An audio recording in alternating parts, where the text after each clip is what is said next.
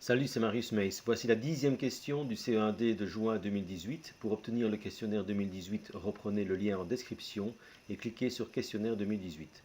Cette question a fait appel à des notions de biologie, plus particulièrement sur les chaînes alimentaires et les ruptures d'équilibre dans les chaînes alimentaires.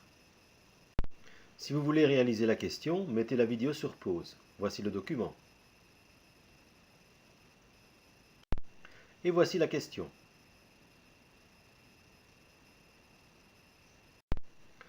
Donc on demande comment il se fait que malgré le fait que les sangliers sont chassés par l'homme, il en reste toujours autant.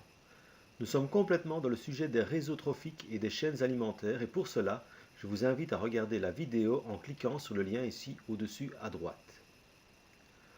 Parcourons le document et relevons les arguments qui permettent d'expliquer cela de façon structurée et logique. Je lis le document. Le sanglier, animal principalement nocturne, vit habituellement dans les forêts.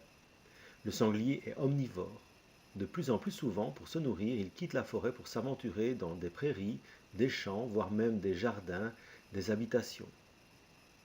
Le principal prédateur du sanglier est l'homme.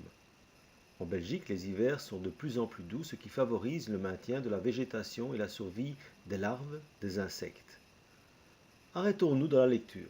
Voici déjà un indice qui permet de dire que, vu que les hivers sont plus doux, il y a plus de nourriture pour le sanglier. Continuons la lecture. Plus la femelle a une masse corporelle importante, plus sa portée est importante, 2 à 6 marcassins. Arrêtons-nous de lire.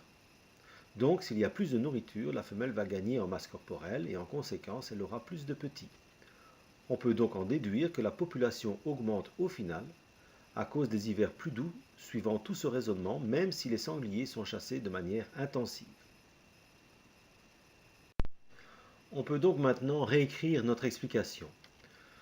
Je conseille souvent à mes élèves d'écrire et de numéroter les étapes dans l'ordre logique. Le correcteur veillera très certainement à ce que chaque étape du raisonnement soit bien présente, que les liens entre les étapes soient bien corrects et aussi que l'ordre des étapes soit correct.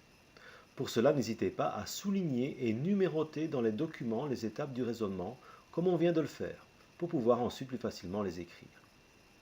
Voilà, cette vidéo est terminée. À très bientôt pour une autre question de CE1D.